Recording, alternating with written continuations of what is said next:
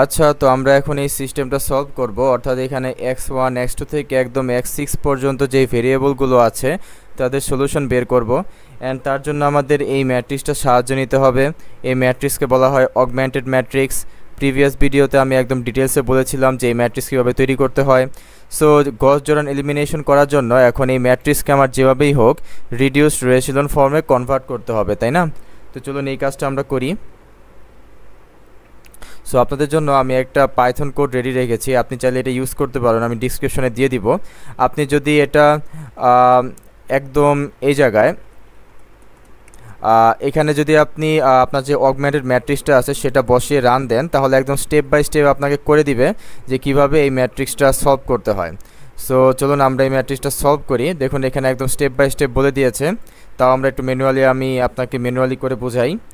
এই যে এটা হচ্ছে আমাদের সেই ম্যাট্রিক্সটা, অগমেন্টেড ম্যাট্রিক্সটা, সেকে আমার সলভ করতে হবে। তো প্রথমে আপনাদের হয়তো মনে আছে যে আমাদের প্রথম রোতে একটা লিডিং ওয়ান লাগবে, তাই না? হ্যাঁ, লিডিং ওয়ান অলরেডি এক্সিস্ট করে, সো সমস্যা নাই। অ্যান্ড লিডিং ওয়ানের নিচে এখন জিরো বানাতে হবে সব কিছুকে, সো এই টুকে জিরো বানাতে হবে।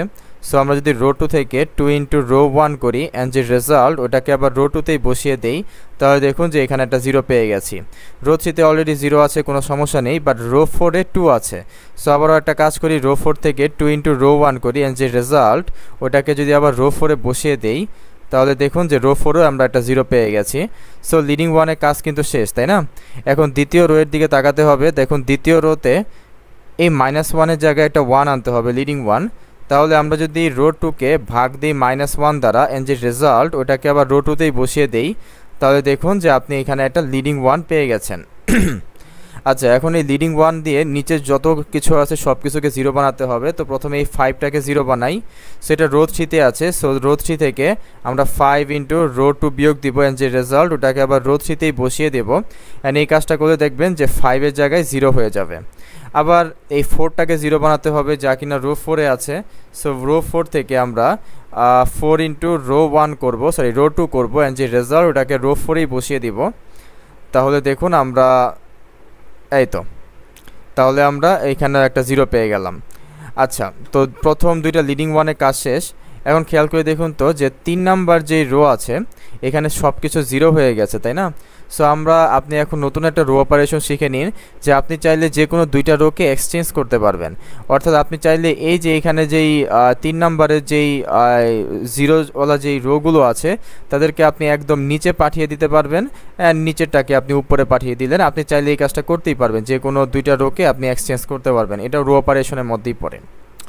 আচ্ছা, এরপর 3 নং রোতে একটা লিডিং ওয়ান লাগবে, তাই না? বাট এখানে তো 6 আছে। সো রো 3-কে আমি 6 দ্বারা ভাগ দিই অ্যান্ড যে রেজাল্ট ওটাকে আমি রো 3-তেই রাখি, তাহলে দেখুন 3 নম্বর রোতে একটা লিডিং ওয়ান চলে আসছে। আচ্ছা, তো আমাদের অর্ধেক কাজ শেষ। এখন কি করতে হবে, এই লিডিং ওয়ানে বা রো 3 লিডিং ওয়ানের উপরে সব কিছুকে জিরো বানাতে হবে। নিচে জিরো বানানো শেষ, এখন উপরে জিরো। সো রো 3-এর এই 3-এর জায়গায় আমাদের জিরো বানাতে হবে। সো রো 2 থেকে আমরা যদি 3 ইন্টু রো 3 বিয়োগ দিই অ্যান্ড রেজাল্টটা রো 2-তেই বসিয়ে দেই, তাহলে দেখুন একটা জিরো চলে আসবে। আচ্ছা, লাস্ট লিডিং ওয়ানের কাজ শেষ। এখন সেকেন্ড লিডিং ওয়ান, উপরে -2 আছে। তাহলে আমরা যদি রো 1 থেকে বিয়োগ দেই রো 2 ইন্টু -2 অ্যান্ড যে রেজাল্ট ওটাকে আবার আমরা যদি রো 1-এই বসিয়ে দেই, তাহলে দেখবেন যে এখানে একটা জিরো এসে গেছে। এই তো আমাদের কাজ প্রায় শেষ, আমাদের কাজ শেষ। এই তো the reduced row echelon form of matrix হচ্ছে এটা। আচ্ছা, তো আমরা এখন এই রেজাল্টটা এখন ইউজ করবো অ্যান্ড কীভাবে যত ভেরিয়েবল আছে সব কিছুর মান বের করা যায় তাই একটু দেখি। তো আমরা আবার আমাদের স্লাইডে ব্যাক যাই। সো দেখুন আমি আগে থেকে এখানে লিখে রেখেছি। সো এই হচ্ছে আমাদের সেই রিডিউসড রেশিলন, যাকে আমি আর দ্বারা প্রকাশ করতে পারি। আচ্ছা, তো এখন আমরা এই রিডিউসড রেশিলন ফর্ম থেকে সবগুলো ভেরিয়েবলের মান বের করব। আপনাদের হয়তো মনে আছে যে x1-এর যে সহগ সেটা হচ্ছে এই কলাম, x2-এর সহগ হচ্ছে এই কলাম। একইভাবে আমরা যত ভেরিয়েবলে আছে তাদের সহগগুলোকে কলাম ওয়াইজ পাই, তাই না? সো এই কলামে x5 এবং এই কলামে হচ্ছে x6-এর সহগ, সমান সমান চিহ্নের ডান পাশে যা সেটা আমরা একদম শেষের কলামে পাই। আচ্ছা, যাই হোক, তো এখন আমরা দুইটা জিনিস জানতে হবে আপনাদেরকে। একটি হচ্ছে ডিপেন্ডেন্ট ভেরিয়েবল। আচ্ছা, তো একটি হচ্ছে ডিপেন্ডেন্ট ভেরিয়েবল এবং আরেকটি হচ্ছে ফ্রি ভেরিয়েবল। এই দুইটা কনসেপ্ট আপনাকে একটু বুঝতে হবে। খেয়াল করে দেখুন যে লিডিং ওয়ান এখানে 3টা আছে, তাই না?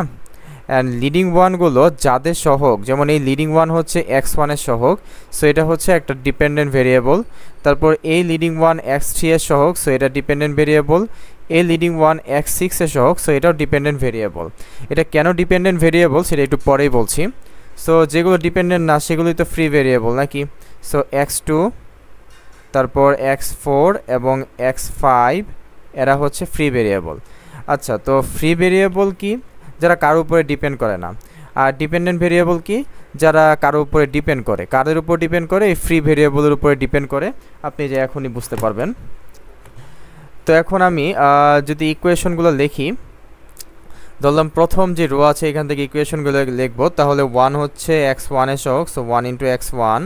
তারপর 3 হচ্ছে x2 এর সহগ, এরপর 0 লেখার দরকার নেই। 4 হচ্ছে x4 এর সহগ, অ্যান্ড 2 হচ্ছে x5 এর সহগ, তাই না? অ্যান্ড দেখুন সমান সমান চিহ্নের ডান পাশে আছে 0, সো 0। তো এখান থেকে আমরা কিন্তু x1 pi, x1 is equal to -3 into x2, তারপর -4 ইন্টু x4, তারপর -2 ইন্টু x5, তাই তো? খেয়াল করে দেখুন, আমি বলেছিলাম যে x1 হচ্ছে ডিপেন্ডেন্ট ভেরিয়েবল, তাই না? কারণ কি? কারণ x1 এই ফ্রি ভেরিয়েবলগুলোর উপর ডিপেন্ড করছে। এখন যদি আমরা রো 2তে যাই, খেয়াল করে দেখুন রো 2তে 1 হচ্ছে x3 এর সহগ, সো 1 ইন্টু x3। তারপর এই 2 হচ্ছে x4 এর সহগ, সো 2 ইন্টু x4। তারপর সমান সমান চিহ্নের ডান পাশে 0। তো এখান থেকে আমরা লিখতে পারি যে x3 হচ্ছে -2 ইন্টু x4, তাই না? এরপর একদম লাস্ট যেই রো আছে সেখানে দেখুন একটা 1 আছে, 1 হচ্ছে x6 এর সহগ, সো 1 ইন্টু আমরা লিখতে পারি 1 ইন্টু x6 সমান সমান চিহ্নের ডান পাশে আছে 1/3, so x6 is equal to 1/3, তাই তো? আচ্ছা, এখন খেয়াল করে দেখুন যে x1 কিন্তু x2, x4 এবং x5 এর উপর ডিপেন্ড করছে, x3ও কিন্তু x4 এর উপরে ডিপেন্ড করছে। কিন্তু আপনাদের মনে হতে পারে x6 কেন আমরা ডিপেন্ডেন্ট ভেরিয়েবল লিখলাম, এ তো কারোর উপরে ডিপেন্ড করছে না। বাট হ্যাঁ, ডিপেন্ড করছে, কারণ আমরা কিন্তু চাইলে x6কে 0 into x2 plus 0 into x4 plus 0 into x5 এই আকারে লিখতে পারি, তাই না? সো সেই হিসেবে x6ও কিন্তু একটা ডিপেন্ডেন্ট ভেরিয়েবল। আচ্ছা, যাই হোক, তো এখন আমরা যেই কাজটা করব সেটা খুবই ইম্পর্টেন্ট। খেয়াল করে দেখুন যে ফ্রি ভেরিয়েবল হচ্ছে x2, x4 এবং x5। সো আমরা একটা কাজ করি, x2কে আমরা t ধরতেই পারি। এই t হচ্ছে একটা প্যারামিটার, যেহেতু x2 স্বাধীন, সো এটাকে আমি একটা প্যারামিটার দ্বারা চিহ্নিত করতেই পারি। এই t এর মান যত চেঞ্জ হবে, অন্যান্য যে ডিপেন্ডেন্ট ভেরিয়েবলগুলো আছে তাদের মানও কিন্তু চেঞ্জ হবে। তারপর ধরলাম x4 হচ্ছে s, এটা হচ্ছে আরেকটা প্যারামিটার, অ্যান্ড x5কেও আমি আরেকটা প্যারামিটার দ্বারা প্রকাশ করলাম, ধরলাম সেটা হচ্ছে r। এখন এই প্যারামিটারগুলোকে দিয়ে আমি x1কে প্রকাশ করব। সো x1 হচ্ছে -3 ইন্টু x2কে ধরেছি t, -4 ইন্টু দেখুন x4কে ধরেছি s, আর x5কে ধরেছি আমরা r। আমরা কিন্তু x1কে এভাবে লিখতেই পারি। তারপর x3কে খেয়াল করে দেখুন -2 ইন্টু x4 লিখতে পারি। সো -2 ইন্টু x4 মানে t, অ্যান্ড বাকিগুলোকে আমরা 0 দ্বারা ফিল আপ করে দেই। অ্যান্ড একইভাবে যেই x6 আছে এটাকেও আমরা লিখতে পারি 0 into t plus 0 into s plus 0 into r, and এখানে একটা কনস্ট্যান্ট আছে, তাই না? সো কনস্ট্যান্টটাকে এখানে লিখে দিই 1/3। আচ্ছা, এখানে তো একটা কনস্ট্যান্ট আছে, তাই না? সেই কনস্ট্যান্টটাকে ধরলাম 0, অ্যান্ড এই কনস্ট্যান্টটাকেও ধরলাম 0। সো এই কাজটা আমি কেন করলাম? কারণ আমি এখন যত ভেরিয়েবল আছে তাদেরকে একটা কলাম ম্যাট্রিক্সে লিখব। এই তো, যত ভেরিয়েবল আছে তাদেরকে আমি এখন একটা কলাম ম্যাট্রিক্সে লিখতে চাই। আচ্ছা, তো এখন আমি সব কিছুর মান বসিয়ে দিই। ধরলাম x1 এর মান কত ছিল? x1 ছিল হচ্ছে -3t -4s -2r, -3t -4s -2r, এবং এখানে একটা 0, তাই না? আর x2কে দেখুন আমরা ধরেছি t। x3 কত? x3 হচ্ছে -2t, x3 হচ্ছে -2t, অ্যান্ড এরপরে তো আমরা এগুলোকে ফিল আপ করে দিয়েছি 0 দ্বারা। অ্যান্ড x4কে আমরা ধরেছি s, x5 হচ্ছে ধরেছি আমরা r, আমরা চাইলে কিন্তু এখানেও 0 0 ফিল আপ করতে পারি, যেমন s এর জায়গায় 0t প্লাস 1 ইন্টু s, তারপর 0r প্লাস 0। এটা কেন করছি আপনি এখনই বুঝতে পারবেন। তারপর r এর জায়গায় আমরা লিখতে পারি 1 ইন্টু r অ্যান্ড বাকিগুলোকে 0 দ্বারা ফিল আপ করে দেই। আচ্ছা, অ্যান্ড x6 হচ্ছে 1/3, তাই তো? সো 1/3 অ্যান্ড বাকিগুলোকে আমি 0 দ্বারা ফিল আপ করে দেই। আচ্ছা, এখন আপনি বুঝতে পারবেন যে কেন আমি এই কাজটা করেছি। আমি এখন টি এর সহগগুলোকে আলাদাভাবে লিখব ম্যাট্রিক্সের ভিতরে, তারপর আমি এস এর সহগগুলোকে লিখব এবং সবার শেষে আমি আর এর সহগগুলোকে লিখব। তারপর যেটা কনস্ট্যান্ট আছে সেটাকে আমি একটা ম্যাট্রিক্সের মধ্যে লিখব। আচ্ছা, সেটা আমি কিভাবে করতে পারি একটু দেখুন।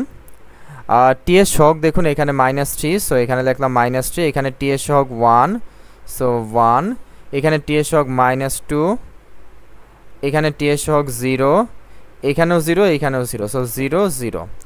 তারপর এস এর সহগ এখানে -4, এখানে এস এর সহগ হচ্ছে 0, এখানে 0 1 0 0, সো 0 1 0 0। তারপর আর এর সহগ -2 0 -2 0 0 0 1 0 0 0 1 0। তারপর কনস্ট্যান্ট, তাই না? দেখুন এখানে কনস্ট্যান্ট 0, এখানেও কিন্তু কনস্ট্যান্ট 0, এখানেও 0, এখানেও 0, এখানেও 0, সো সব 0, জাস্ট সবার শেষে একটা 1/3। আচ্ছা, খেয়াল করে দেখুন আমি কিন্তু পেয়ে গেছি।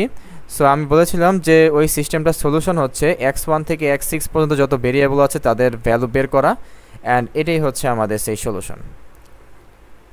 আচ্ছা, সো পরবর্তী ভিডিওতে আমরা আরও এরকম অনেক সিস্টেম নিয়ে কথা বলবো। সো সেই ভিডিওগুলো দেখার আমন্ত্রণ রইল। Thank you.